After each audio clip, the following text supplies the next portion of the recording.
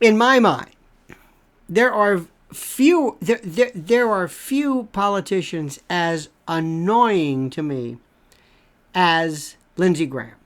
Lindsey Graham, it opens his mouth and I immediately creep out at everything he has said. What is he politically? Is this a what? Is he a pro-war military industrial complex, MIC, what? War profiteer, warmonger? What is going on here? What does he represent? I don't understand this. I don't understand what any of this means. Because what's really important to know, and very, very critical, is that Marjorie Taylor Greene is absolutely correct. She said that Jake Teixeira is white, male, Christian, and anti-war. That makes him an enemy to the Biden regime. And he told the truth about troops being on the ground in Ukraine and a lot more. Ask yourself, who is the real enemy? A young, low-level National Guardsman or the... And it's true. And of course, Lindsey Graham can't handle this. But what is more important and what is critical to understand is that Marjorie Taylor Greene represents, almost like you're looking at the evolution of politicians, she's in the pro-Trump division, though I don't think Trump would be as... I don't think Trump really gets this, and certainly doesn't get Julian Assange and why Teixeira would be a hero. And I understand that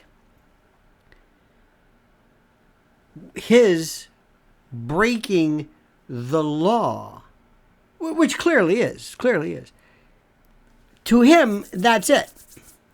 What if someone broke the law to tell you of the Tuskegee syphilis study? Do you remember this one? Again, stop right here. Do you remember this syphilis study? The Tuskegee syphilis study between 1932 and 1972. Remember this? The 400 African American men with blasted with syphilis. You remember the whole story. Now, what if this was classified? I almost said calcified. Classified information. And what if somebody came along and revealed it? Would Lindsey Graham say, you broke the law? Is there anything that can be revealed that our government is doing that Lindsey Graham would ever consider to be, you know what, that was important, that was critical, thank you for doing it?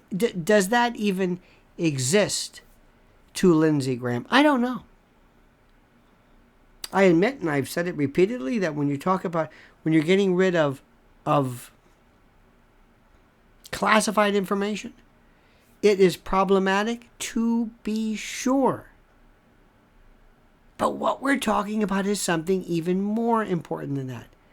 And that is your government lying to you about war, about what's going on with Russia, about what's going on with Russia in Ukraine. You're being lied to.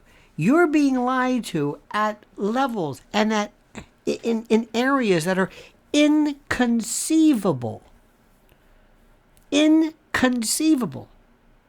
But the Lindsey Grahams represent this other kind of this John McCain war party.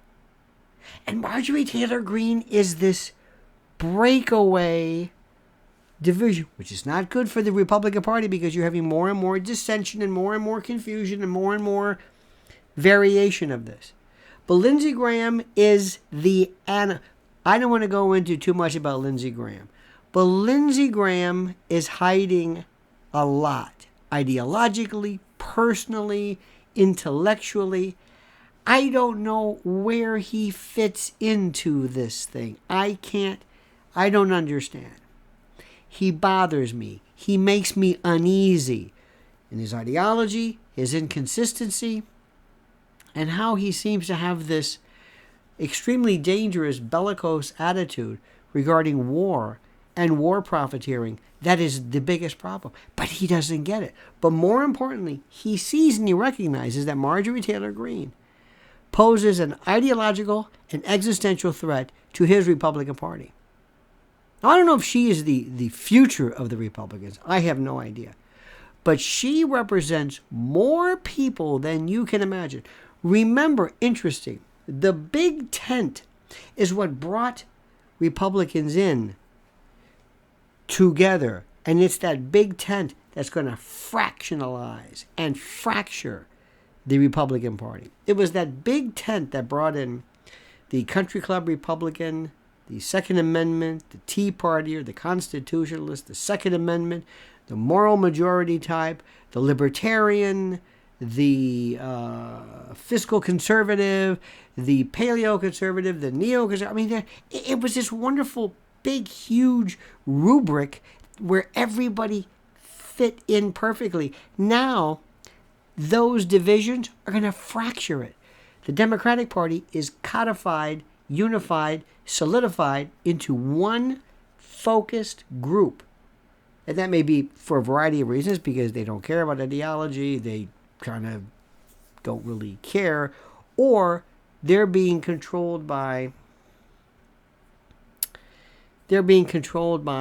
a shadow government superstructure that pays them lip service. I don't know. We'll talk about that later.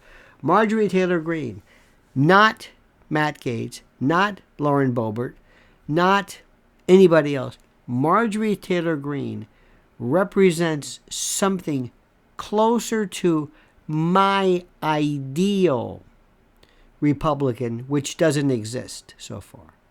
Doesn't exist. An absolute constitutional Republican, number one, and someone who embraces the very real probability, possibility, and reality that the United States government has lost its independence and has since been subsumed into another rubric called the shadow government, where it has been involved in behaviors involving surveillance, privacy violations, and the monitoring of its citizens, putting us in the 24/7 panopticon, which is no other way around it, where we have now allowed this strange ideology to infect not only our culture, traditions, nationality, beliefs, family, religion, whatever it is, whatever this shadow government woke lunacy is, but how they've given up. They've given up. They have no power. They have no commitment to anything. Marjorie Taylor Greene, listen, she needs to kind of burnish some of that to round off some of those sharp edges, those sharp objects. But she is tremendous. Tremendous.